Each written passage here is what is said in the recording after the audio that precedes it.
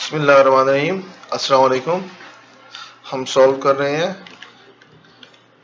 Class 6 Punjab text board की और इसकी एक्सरसाइज है रिव्यू एक्सरसाइज 1 और उसका क्वेश्चन नंबर है 2। क्वेश्चन नंबर 2 क्या है? Write the reasons why the following collections are not sets. ये हमने चीजें पहले पढ़ी हुई हैं। अगर आपको इस सेट्स के बारे में इंफॉर्मेशन लेनी है तो सेट एक्सप्लेन का मेरा एक अलग से वीडियो है, आप वो देखें, डिटेल में हर चीज समझाइए अल्हम्दुलिल्लाह। तो इसमें अगर आप देखें, हम इसको यहाँ क्वेश्चन को सॉल्व करने फोकस करते हैं। तो यहाँ हमारे पास है पार्ट 1 इसका, क्वेश्चन 2 का। वो कहता है आपको रीजन लिखना है। अब रीजन क्या होता है हमारे पास, हमें ये पता है कि किसी भी सेट को सेट कहलाने के लिए, क्वालिफाई करने के लिए कि वो सेट हो, उसमें दो चीजें होती हैं। एक तो ये है उसके एलिमेंट्स जो है वेल डिफाइंड हो और दूसरा डिस्टिंक्ट हो। अब वेल डिफाइंड और डिस्टिंक्ट को हमने वहां पे काफी एक्सप्लेन किया है। यहाँ भी थोड़ा एक्सप्लेनेशन के लिए हम को थोड़ा सा डिस्कस कर लेते हैं। वेल डिफाइंड को आप यूं समझ लें कि ऐसे ऑब्जेक्ट में कोई प्रॉपर्टीज हो जिसकी वजह से किसी ऑब्जेक्ट को क्लियरली आप ये कह सकें कि ये एलिमेंट जो है ये सेट का पार्ट है या नहीं है। कोई एम्बिग्विटी ना हो, कोई रिलेटिव टू मतलब वो नहीं हो कि आप जो है वो कोई सोचे फॉर एग्जांपल बिल्कुल क्लियर हो। कोई अगर पेन है का सेट है तो क्लियरली वो पेन का ही सेट होगा, जिसको भी दिखाएंगे वो उसको पेन का सेट ही कहेगा। ऐसा नहीं हो जैसे है कि किसी को आप कहें कि ये बड़ा एक्सपर्ट है किसी भी चीज में, तो अब ये हो सकता है कि आपके लिए वो एक्सपर्ट हो लेकिन दूसरा उसको ये एक्सपर्ट ना समझे, डिस्टिंक्ट। और दूसरा ये है कि डिस्टिंक्ट हो। इसी तरह आपको ये इंटरेस्टिंग बुक है, हो सकता है किसी और के लिए वो बोरिंग हो। तो इसलिए दोनों कंडीशन आपकी मीट करनी चाहिए, वेल डिफाइंड भी हो और डिस्टिंक्ट भी हो। फिर भी आपको समझना है तो आप मेरी वो वीडियो देखें और उससे आपको इंशाल्लाह क्लियर हो जाएगा। तो ये हमारे यहाँ कंडीशन में वेल डिफाइंड क्या है, 1 1 2 2 3 3, ये हमारे पास वेल डिफाइंड तो क्लियरली है कि इसमें तो कोई शक वाली बात नहीं है वेल डिफाइंड होने में इनके। अच्छा, इसको वेल डिफाइंड, अच्छा इसको हम अगर इस तरह से लिखें, अच्छा टोटल 4 है, ठीक है। तो हम इसको लिखें कि ये जो है हमारे पास वेल डिफाइंड है, यस ये है वेल डिफाइंड। और डिस्टिंक्ट है, डिस्टिंक्ट के लिए जरूरी है कि कोई भी एलिमेंट रिपीट नहीं हो रहा।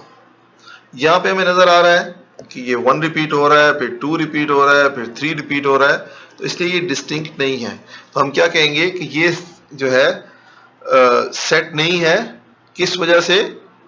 क्योंकि जो एलिमेंट्स हैं वो डिस्टिंक्ट नहीं है। इसी तरह अगर आप इसके नेक्स्ट पार्ट में जाएं, उस पर हम देख लेते हैं क्या वजह है। क्वेश्चन में खुद ही उसने बता दिया है कि ये जो भी वो दे रहा है उसमें डिस्टिंक्ट वो सेट कोई नहीं है। हमें सिर्फ ये देखना है कि वजह क्या है जिसकी वजह से वो सेट नहीं है। ये हमारे पास बुक है, अच्छा BOOK कहेंगे इसको, बुक कहना ठीक नहीं है तो एलिमेंट ही है। वेल डिफाइंड है और डिस्टिंक्ट है। ओके, अब इसमें क्या है, वेल डिफाइंड तो है बुक्स में, ये कोई देखेगा तो वो एलिमेंट इनको क्लियरली समझेगा कि हाँ ये इसी के इंग्लिश अल्फाबेट्स हैं जो आ रहे हैं। तो सेट की प्रॉपर्टीज तो कॉमन है जिसकी वजह से इसको आप सेट जो है वो कह सकते हो। लेकिन तो ये वेल डिफाइंड तो आपका हो गया और वेल डिफाइंड हमारे पास क्लियरली हो गया। लेकिन उसी तरह से डिस्टिंक्ट नहीं है क्योंकि ये O जो है वो रिपीट हो रहा है। तो ये सेट नहीं है क्योंकि ये O रिपीट हो रहा है। इस तरह नंबर 3 अगर हम देखें, क्वेश्चन इसका 3 पार्ट में उसने क्या किया, थर्ड वन में उसने एक सेट बनाया है। सेट किसी भी चीज का हो सकता है, कलेक्शन ऑफ है आपके एलिमेंट्स हैं, कोई ऐसे ऑब्जेक्ट हो जो जिनकी कैरेक्टरिस्टिक्स जो है उनसे आप क्लियरली कह सको कि इस सेट का पार्ट है या नहीं है। तो उसने कहा है कि एक ट्रायंगल है, सर्कल है, ये ट्राइंगल है, आपके पास स्क्वायर है। तो ये जो है वो कह रहा है ये सेट क्यों नहीं है, तो ये हमें यहाँ से क्लियरली पता चल रहा है कि ये सेट नहीं है क्योंकि ये वाले एलिमेंट डिस्टिंक्ट नहीं है। वेल डिफाइंड तो है कि आपको क्लियर पता चल रहा है कि हाँ ये ट्राइंगल है, सर्कल है तो कोई सर्कल ही कहेगा, लेकिन ये डिस्टिंक्ट नहीं है, इसलिए ये आपका वो आप इसको नहीं कहेंगे कि सेट नहीं कहेंगे। अच्छा, उसके बाद आपके पास लास्ट पार्ट है। लास्ट पार्ट हमारे पास क्या है, वो कहता है जी पार्ट नंबर 4,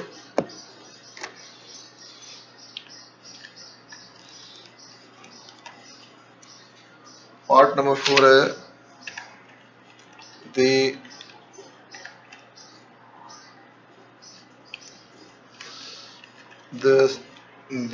किधर गया, the collection of dirty clothes. अच्छा, ये क्यों नहीं है सेट? इसके लिए अब फिर हम उसी चीज पे आ जाते हैं कि हमें एक तो चाहिए,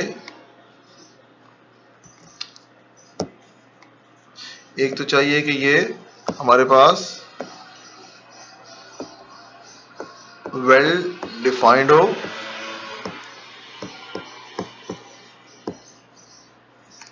और दूसरा डिस्टिंक्ट हो।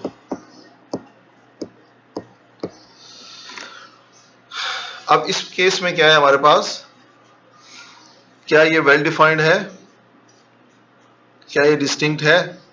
डिस्टिंक्ट को अगर हम देखें तो डर्टी क्लॉथ्स अगर पड़े हैं तो क्लॉथ्स आपके जो है ना वो कपड़े जो है वो डर्टी आप कहोगे तो एक कपड़ा एक से ज्यादा दफा तो आप काउंट नहीं करोगे ना, आपके पास 10 कपड़े हैं तो आप यही कहोगे ये 10 कपड़े जो है ये गंदे हैं।